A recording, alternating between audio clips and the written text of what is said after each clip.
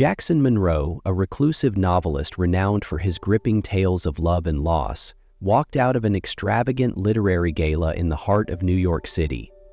The event was supposed to celebrate his latest bestseller, but Jackson couldn't shake the emptiness that had lingered in his chest for years. The applause, the flashing cameras, it all felt hollow.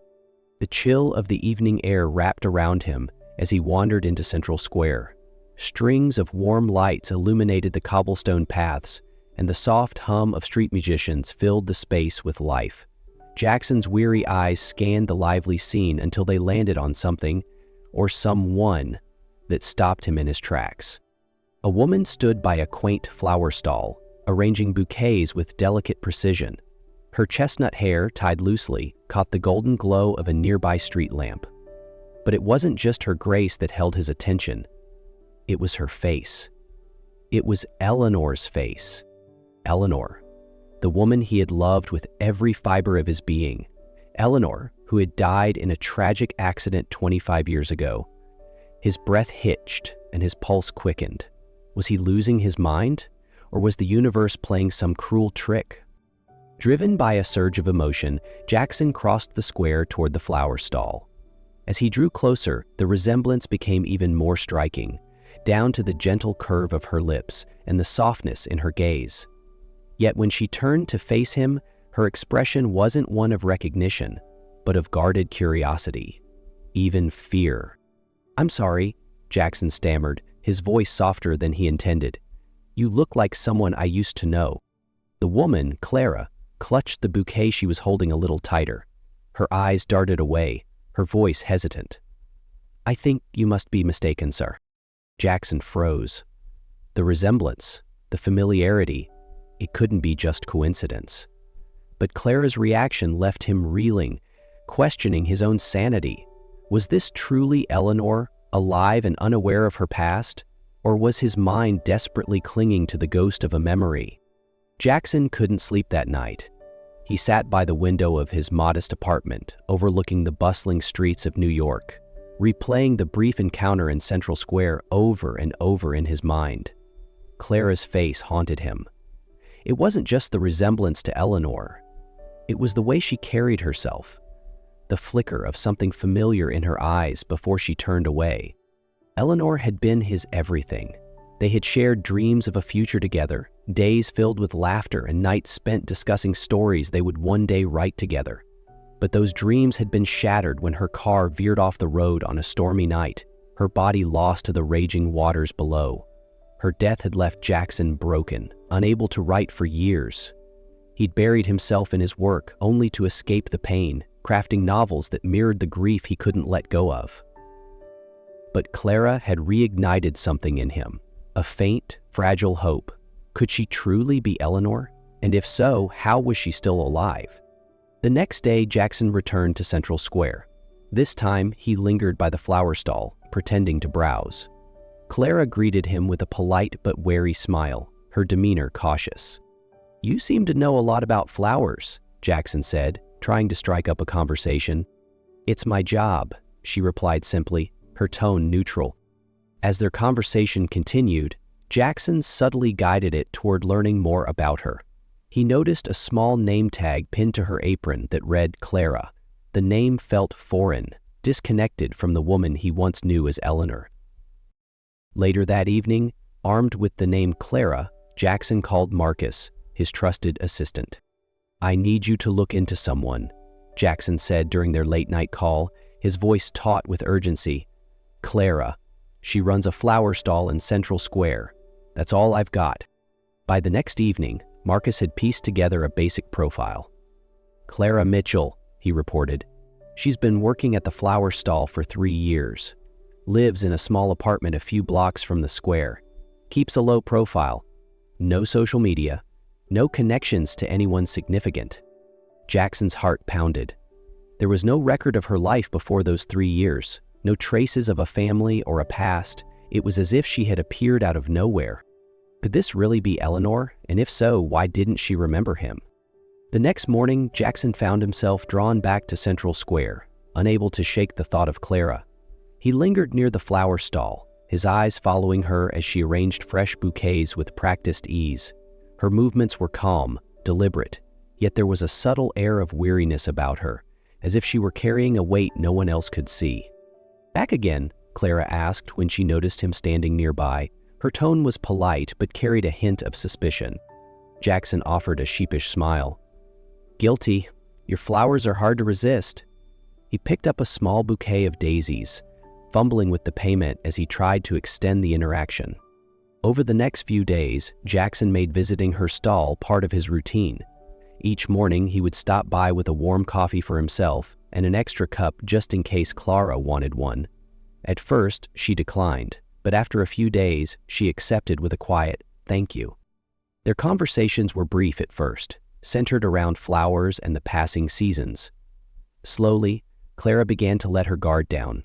She told him how she loved working with flowers because they brought people joy, even if her own life was simpler and more solitary than she might have hoped. One chilly morning, as they shared a cup of coffee, Clara hesitated before speaking. "Do you ever feel like something's missing in your life?" she asked, her voice soft but tinged with an unmistakable vulnerability. Jackson's chest tightened. "Every day," he admitted, meeting her gaze. Clara looked away quickly, fiddling with the petals of a rose. "Sometimes I have dreams," she murmured, "flashes of places and faces I don't recognize, but they feel real, familiar somehow." Jackson's pulse quickened. "What kind of dreams?" he asked, careful to keep his tone casual. She shrugged, her brow furrowing. "A man, sometimes. I don't see his face clearly, but there's this feeling of warmth, like I'm safe with him." The words struck Jackson like a bolt of lightning. It had to be Eleanor. Her memories, buried deep, were starting to surface. But he knew he couldn't push her too hard, or too fast. If Clara truly was Eleanor, she needed to find her way back to him in her own time. So Jackson decided to stay close, to be a steady presence in her life. For now, that was enough. As the days turned into weeks, Jackson and Clara's connection deepened. Though she remained guarded, Clara began sharing more fragments of her dreams. Each time, Jackson's conviction grew stronger. This wasn't just coincidence. Clara was Eleanor. But there were still so many unanswered questions. Why couldn't she remember him? What had truly happened on the night of her supposed death? Jackson couldn't rest until he uncovered the full truth. One evening, Marcus called with an update that changed everything. "Jackson, I've found something," Marcus said, his voice cautious. "It's complicated." "Tell me," Jackson urged, his grip tightening on the phone. "There's evidence suggesting Eleanor's accident wasn't an accident at all.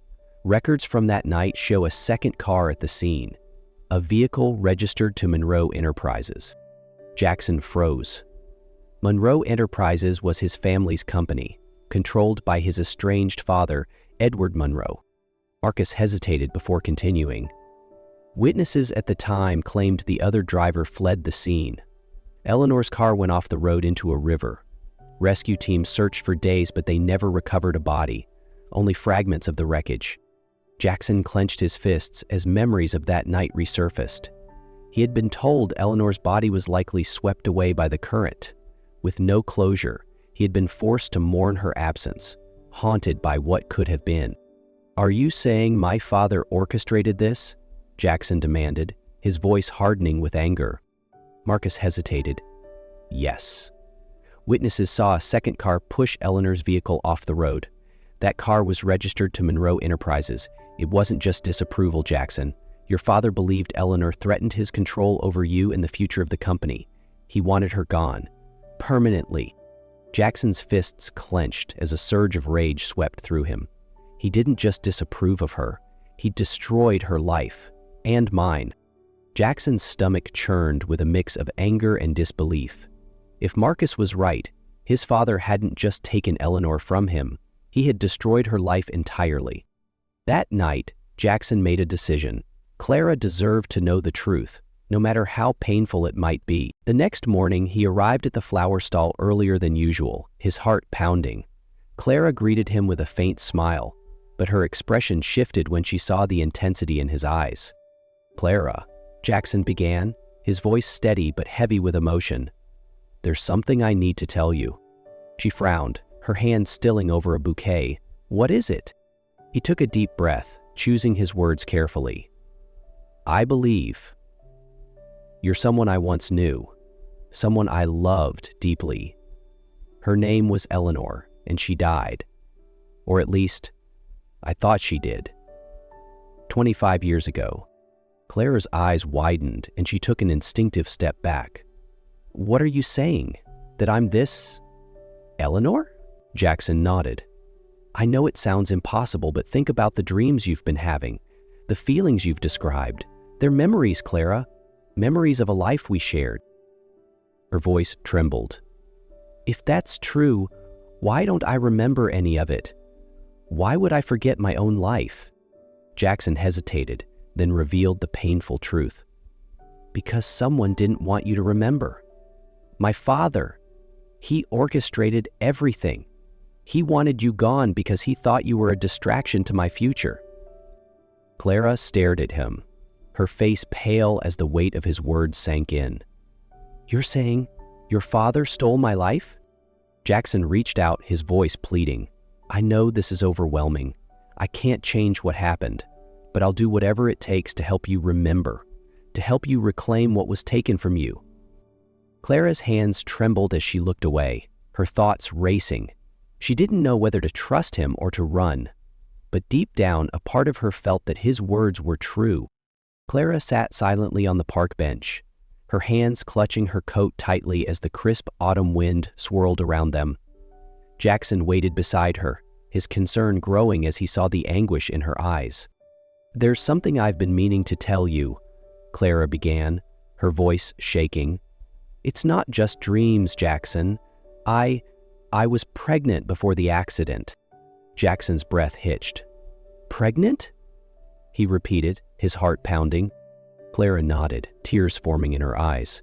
"After the accident, I didn't die like everyone thought. I was found by a family who took me in.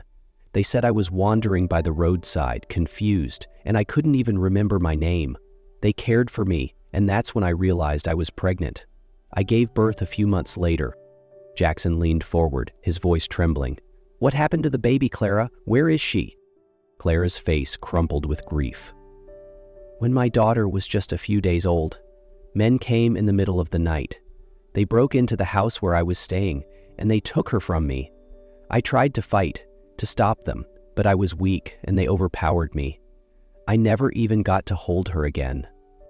Jackson's fists clenched as fury surged through him. "Who were they? Did you recognize them?" Clara shook her head. "I don't know. They didn't say anything. I've spent years wondering who they were, why they did it.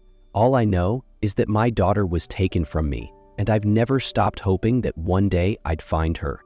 Jackson reached for her hand, his voice steady despite the storm raging inside him. "Clara, we'll find her. I promise you. We'll do whatever it takes to bring her back." With renewed determination, Jackson contacted Marcus. "We need to find Clara's daughter," he said firmly. "Start with adoption records and look into any reports of newborn abductions from that time." After weeks of relentless searching, Marcus called with a breakthrough. "There's a match," he said. "A young woman named Lily Hart. She's 24, born shortly after Eleanor's accident. Records show she was adopted through a private agency under questionable circumstances." The news shook Clara and Jackson to their cores. They arranged to meet Lily at a small cafe the next day. When the door opened, a young woman with chestnut hair and strikingly familiar eyes walked in. Her gaze landed on them, cautious but curious. "Are you the people who wanted to meet me?" Lily asked softly. Jackson stood, his voice filled with emotion. "Yes, I'm Jackson, and this is Clara, your mother." Tears welled in Clara's eyes as she stepped forward. "I never stopped searching for you, Lily," she said, her voice trembling. "I've missed you every single day."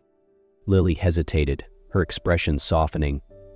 "I've always wondered where I came from. Maybe this is my chance to find out."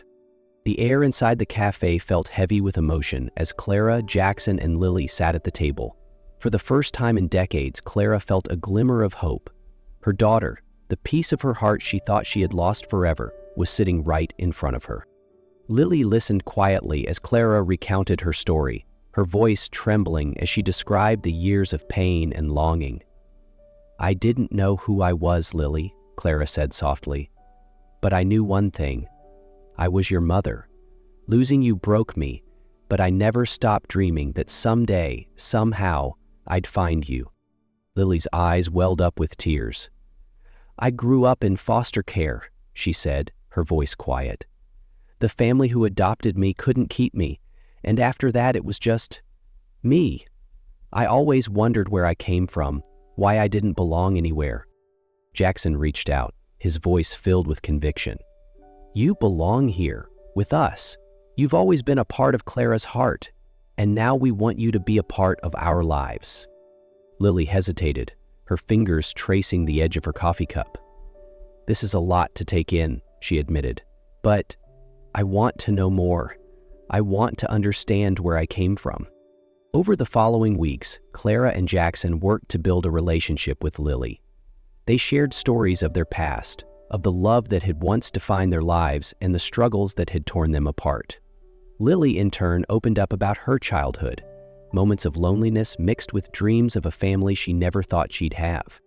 One chilly autumn morning, as they walked together along the park, Lily looked at Clara and Jackson with a soft smile. "I don't remember much about my earliest days, but being here with you, it feels right, like I'm where I'm supposed to be." Clara's eyes filled with tears and she reached for her daughter's hand. "You are, Lily. You're home now." The three of them began to rebuild their lives together, finding comfort in the small moments, sharing meals, laughing over old stories, and discovering the joy of being a family. For Clara, the emptiness that had defined her life for so long began to fade, replaced by the warmth of connection and love. For the first time in decades, Clara and Jackson felt whole again, and Lily had found a sense of belonging she had never known. Together, they were stronger than the pain of their past, ready to face the future as a family united by love and resilience. The days that followed felt like a dream, a life that Clara, Jackson, and Lily were finally building together. Each passing moment brought them closer as they mended the wounds of the past and found joy in the present. One crisp autumn evening, as they sat on the balcony of Clara's apartment overlooking the city lights, Jackson turned to her with a tender smile. "We've come so far, haven't we?" he said, his voice soft but filled with meaning. Clara looked at him, her eyes shimmering with unshed tears. "There were days I thought I'd never find peace, Jackson. But now, with you and Lily, it feels like I've finally come home." Jackson reached into his coat pocket and pulled out a small velvet box. He held it out to Clara, his hands trembling slightly. "I don't want to lose another moment," he said, his voice steady despite the emotions threatening to overwhelm him. "Clara, will you marry me again? Let's rebuild everything we lost and create a future together." Clara gasped, her hands covering her mouth as tears spilled down her cheeks. "Yes, Jackson," she whispered, her voice choked with emotion. "Yes, I'll marry you." Lily, who had been watching from the doorway, clapped her hands and laughed. "About time," she teased, her smile radiant. The weeks that followed were filled with preparations for a small but heartfelt ceremony. They chose a quiet park near Clara's flower stall, a place where so much of their journey had unfolded.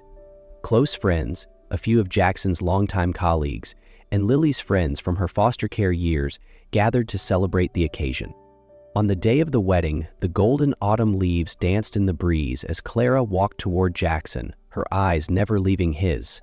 Lily stood beside them as they exchanged vows, her presence a reminder of the love that had endured despite the trials they had faced.